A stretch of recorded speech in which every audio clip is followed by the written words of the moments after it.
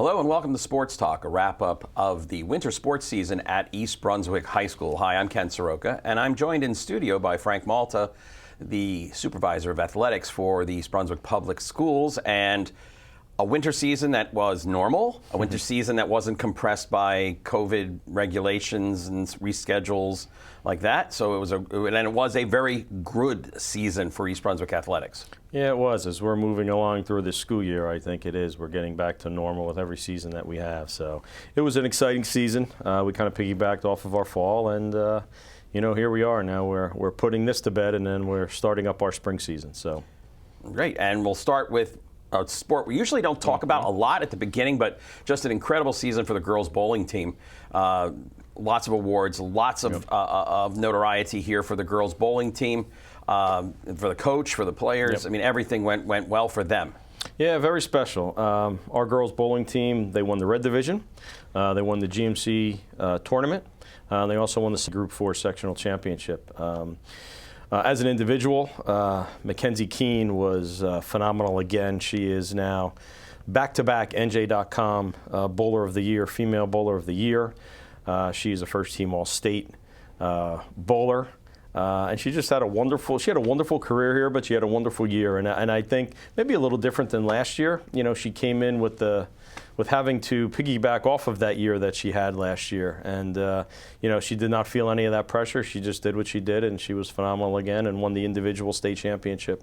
And that then catapulted her to being the NJ.com Bowler of the Year again. So really great kid, too. Really nice young person. And kudos for Coach Amy Brame, who I believe in her days at East Brunswick High School was also on a state championship bowling team. She was. So, and she was the Coach of the Year in the GMC. So, yes, it's a good all-around effort there for the bowling team. And again, you don't see them because they're not on campus. Right. They're at, where do they bowl out of? They bowl out of Bolero? Bolero. For the home. Yeah. And the great thing for me is that I was able to get over there a bunch of times to see both our boys and our girls. And the atmosphere, just in a regular season GMC matchup is great. But then as you get into some of the state championships and the individual, there's just a buzz, in the bowling alley, while that's going on, the excitement of it and the build-up, because everybody sees the score and everybody sees what's going on, and you're kind of piecing everything together, and then you have they're playing off to that final champion, and as that was occurring, it was just an exciting atmosphere to be a part of and witness. So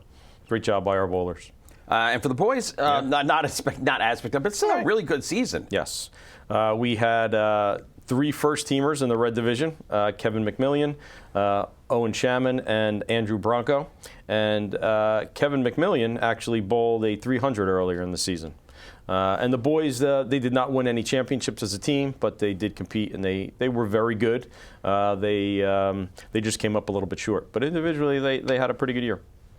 And again, this is just, kind of a sport that you don't see them that much, because they're not, here on campus. But, obviously they do a great job. Yes, they did. I miss it when we had the 2 bowling alleys in town, when they had we used to be called Carolina lanes around Bolero, but then there was at the Mid-State Mall, there was a bowling alley there, and I think that's where they did most of the bowling out of. Yes, they did. We were having one of those discussions at one of the matches that I was at. I think Coach Spishak, myself, and a couple of the parents from the Booster Club there, we were talking about just having the 1 bowling alley in town as opposed to the 2. All right, so now we move to another sport that we kind of I don't think ever have talked about here on Sports Talk, and that is girls wrestling. Yep. Really just an exciting up-and-coming sport. We have a lot of girls now in our school that are interested in and participating in our girls wrestling team. We had 10 wrestlers this year. Frankie Distel took first place at the GMCs at the 132-pound weight class. Kaylee Duffy took 5th in the state tournament for us. But our girls were very competitive. We hosted a tournament at Churchill. And it was an invitational that we had about, another maybe 12 teams at. And one thing about girls wrestling right now is that, you're not filling in all the weight classes right now. And I think a lot of schools are, bringing, young ladies out, and then they're competing in a lot of the tournament styles so that they can get a lot of matches to be able to get into the districts and to the state tournament. So it is a great watch. Rachel Daddio has done a very good job with our female wrestlers, and really just, she does a lot of work with our rec and just building up the sport in town to, get our young ladies involved and get them onto the mats to participate. Now, prior to our having a team, the girls could compete with on the boys' team Yes, if they chose to? Yeah, they could if they chose. Yep, and that's still the case.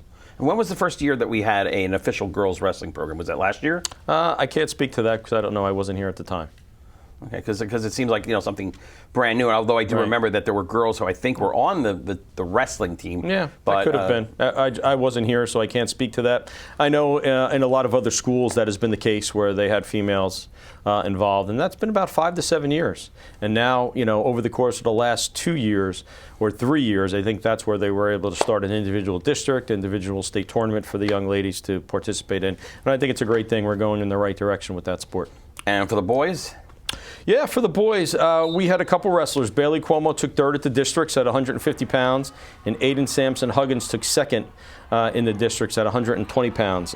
Joe Langle, Coach Pazinko, Matt Pazinko, they're doing an outstanding job as well. They're working with the lower levels to get our kids out onto the mats. And you can just see a big difference from last year to this year.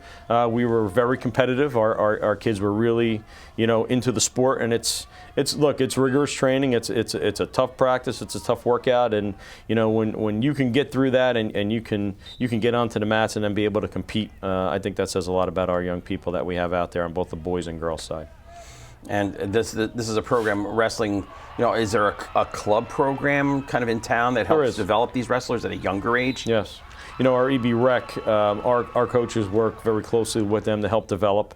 We have a lot of very good parents that are involved in that rec program that are helping out to kind of, just teach the foundation of wrestling at a very young age. And, when you can do that and you can be on the match and you can just go through that training and go through your moves, and you can gain that experience, that's what's going to help you when you get into the high school level when you're 15, 16, 17 years old. And now we move to the swimming pool, which again is you got to let me know. Are you pushing for a swimming pool at the new high school if when we get this built? If we get this built? Yeah, look, it's been talked about. I don't think anything is off limits right now. It just comes down to if we can fit it into our plans and if it fits into the space that we have to do it. But our swimmers this year it was an exciting group. We did swim at North Brunswick this year. We used their facility. It was a great facility that they had. And our boys did win the GMC championship.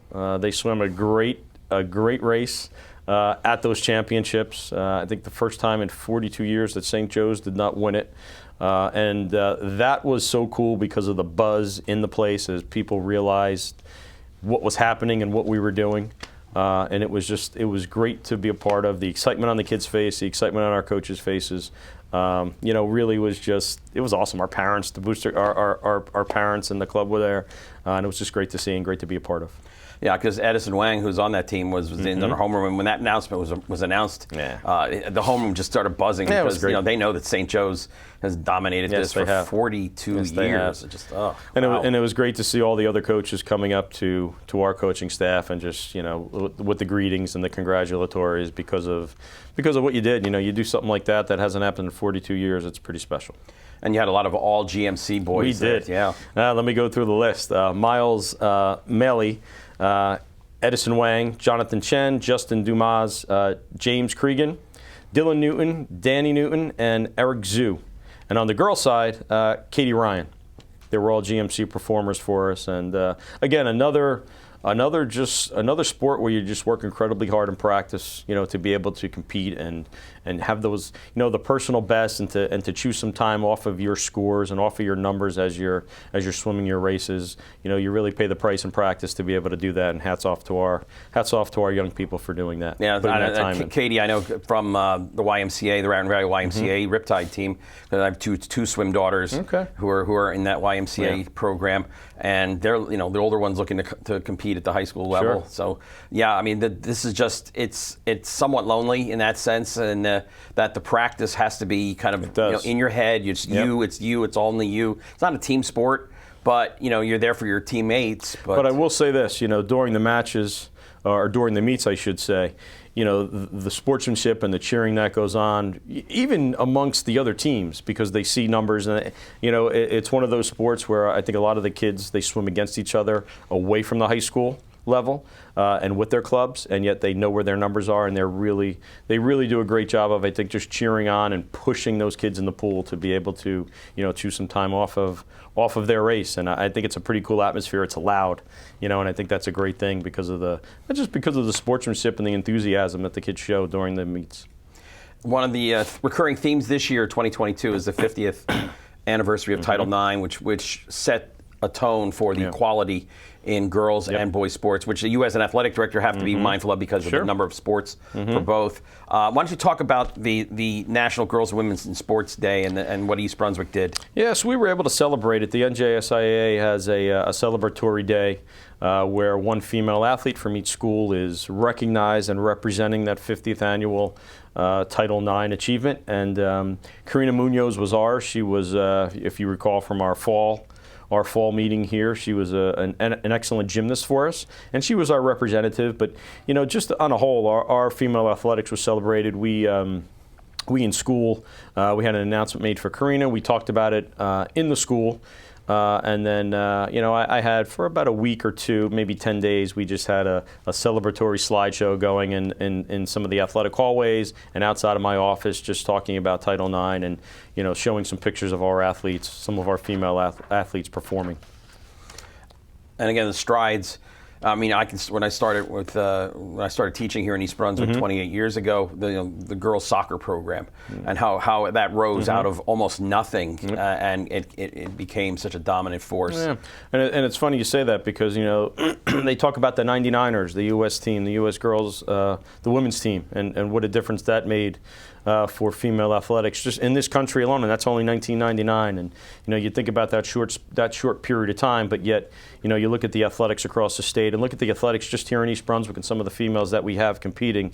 It's very nice to see, and they're doing a great job. And I think we celebrate Title IX every day, just simply because of the fact that we have great female athletes here and great people that just represent East Brunswick to the highest. So.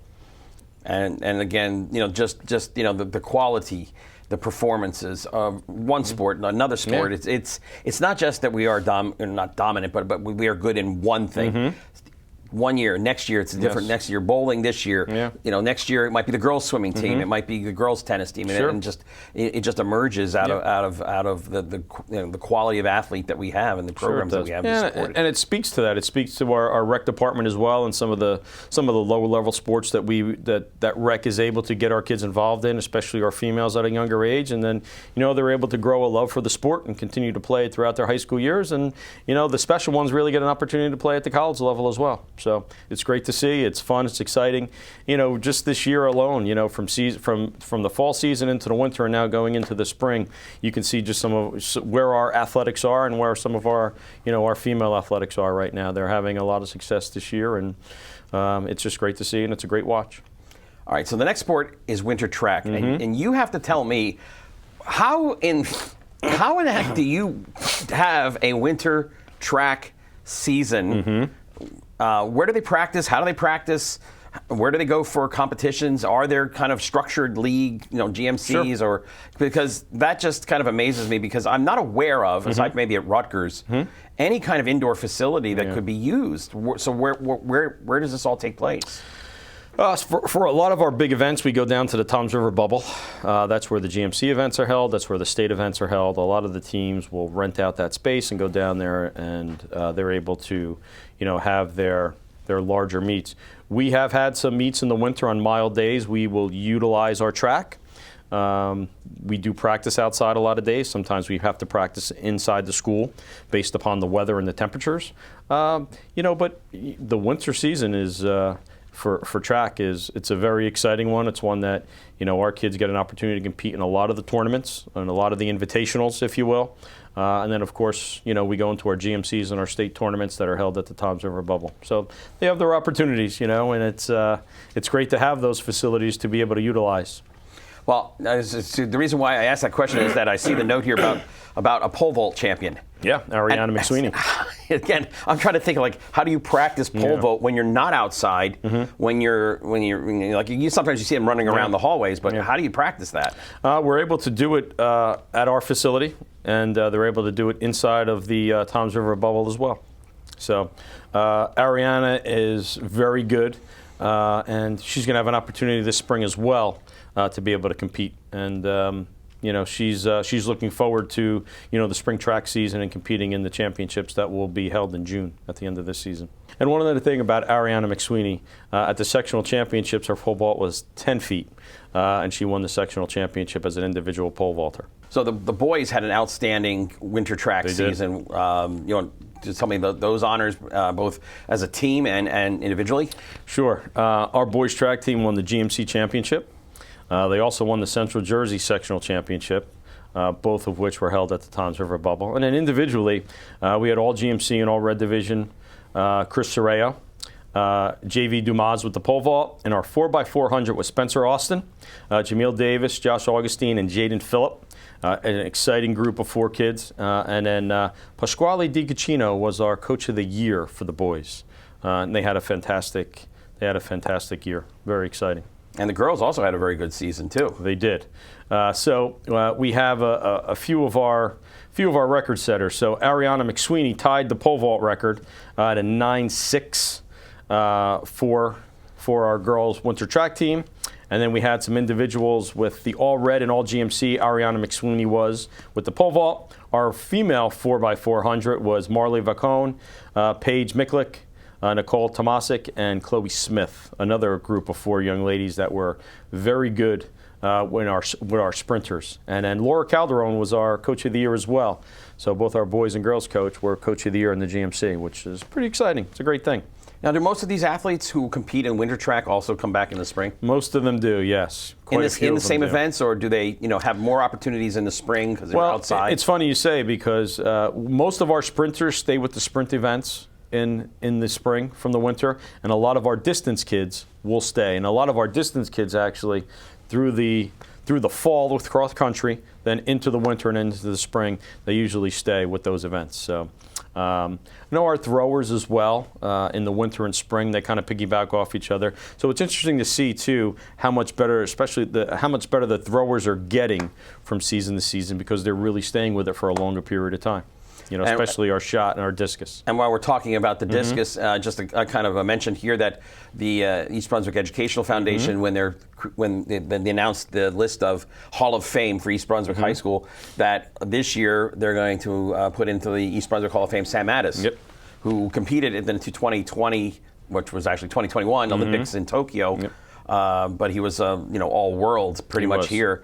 He missed out, I think it was in 2012, he missed out going on the Olympics there he was the 4th place person, the alternate. But here he comes back 8 years later, and he's throwing throwing discus for the United States and competing there in Tokyo. He was. We honored him in the summer. He came back really, I think, a day or two maybe from when he returned.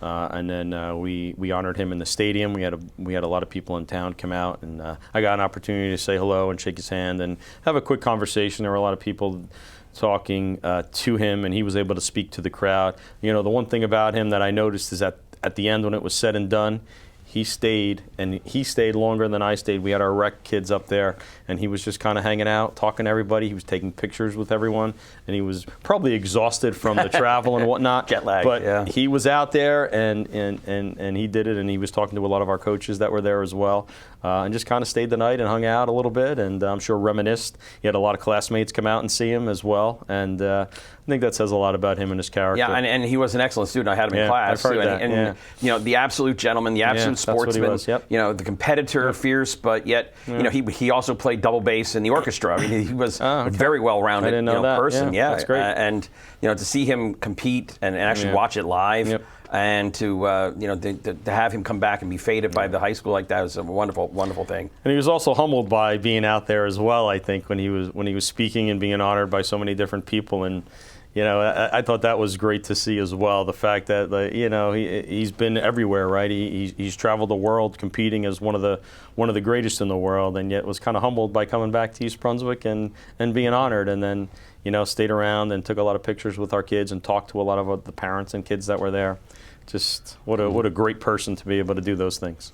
Now, our cheerleaders, their winter season is their last competitive season, and they had a pretty good year as well. I mean, they did. Unfortunately for them throughout the year, part of COVID took away some of their invitationals. Weather played a factor on the couple days that we had some bad weekend weather. They canceled a couple events, but they were able to take first place at the St. John Vianney High School. It's a legacy cheer competition, and they also took first place at the Impact Cheer and Dance competition. Our JV team also took first place at the Impact. So, our numbers for cheerleading have been great. Those young people that compete and participate with our cheerleaders have been wonderful. They were wonderful throughout the wrestling and basketball season. And, unfortunately, part of their competition season was cut short. But they did do a fantastic job in the opportunities that they had. They were able to get out and compete and have some success, and that was great to see. We have a ton of posters from those events, and we put them up around the school so that people can celebrate our cheerleaders. They're just wonderful kids, and Nicole Rosner does a great job with them. And last but not least would be our basketball teams. Yes. So the boys team had an okay season. Yeah, they were 11-12. They finished 10-9 inside the red. We were very competitive. There was a lot of parity within the red on the boys' side. I thought that we were in all of our games. And Justin Black, he was our all red division player. Brett Montesesky, Zach McHugh, Andrew Diaz, Gabe Espada, and Christian Bermudez were our other seniors. And just one person to point out, Alani Ajipatosho, and really, I guess, Mike McCulca. They were both underclassmen who had pretty good seasons for us, and those two guys are coming back. And, our seniors did a great job of leading. I thought they kept us in a lot of games. We played hard. We were, I just thought we did the little things to keep ourselves in some of the games. And, when you see guys diving around the floor, you see guys really going out and putting that much of an effort into the sport, you kind of see, what they're all about. And, that we were fun to watch. Like I said, we were in all of our games. And, I hope next year, those couple guys coming back become leaders and, can really, pick up where we left off this year. So the girls had a better year than the boys basketball team. They did. They were 17-9 this season. Overall, they were 11-7 in the red. We wound up losing to a very talented Monroe team in the state tournament. We had a great group of senior leaders. Rebecca Perez was an all-red division first teamer. And then some of our other seniors were Sam Lederman, who was our GMC student sportsmanship representative, and she's just a wonderful young lady and a great ball handler. Sophia Winston, Julia Perez, Neha Gahunya, and then some of our underclassmen are Timia L, Brooke Montesesky, Nicole Montesesky, Sam Montesesky. Just a really talented group of. I keep hearing this name and this name that factors largely in East Brunswick basketball lore. That's true. Montesesky's. That's true. Yep. So that group of young ladies was I don't know, they were fun to watch. I think Travis Retzloff did a great job of just running different groups out there at different times to keep legs fresh, and we were a very competitive group, and it was an exciting group to watch throughout the year. So looking forward to it. I know we're losing some of those seniors, and I said a lot of our senior names, but the underclassmen are a really good group, and our JV team did win the JV, the 40th annual Frank Knoppenberger JV GMC tournament on the girls' side. So that's a great thing. You're dating Frank there and giving him some age there. Yeah, there you go. Our neighbor and the former athletic director here. Yeah. Yep. And a mentor, so, good guy. Yep. Really good guy. So as we look forward to the spring, we've had a relatively mild March, for these teams to get out there, the spring teams to get out and practice and start getting themselves organized. We were talking yesterday in your office about the potential for one of those teams to have a super dynamic season. So let's talk about the boys tennis team. Yeah, our boys tennis team is very talented. We went to the We went to the Tournament of Champions final last year. Newark Academy nipped us. And we have a lot of that team back and a few new members that are very talented players. And so we're looking forward to another special season. I think that with some of the tournaments that we have, before the state tournament begins, we're going to be tested, and I think that's going to tell us a lot about where our boys tennis team is going to be. But this will be the last year of the Tournament of Champions. NJSIA is doing away with all Tournament of Champions, and so that would be a great ending, to be able to and the last one. Get there, and the last one, that's a memorable one. Yeah. So, and then the rest of our spring teams, have been out. They've been out. They're in the beginning stages of I think just selecting teams and just kind of finding the fits to be on the field, and we've been able to have a couple scrimmages already because of some of the mild weather you've talked about. So I'm looking forward to an exciting spring for us. And as you look forward to the spring season, come on out and visit. Bring out a lawn chair and park yourself outside to come see some of these great athletes at East Brunswick High School. We don't know about our television schedule because of the issues with the football field there and the turf there, so I don't know about the lacrosse, whether or not we'll be able to do any games there. But come on out in person and see them live, and that would be really great. And that's what these athletes really like to hear, this is the crowd cheering them on live and in person. For Frank Malta, I'm Ken Saroka, wrapping up this winter edition of our Sports Talk show. So have a good day, and we'll see you out at the field.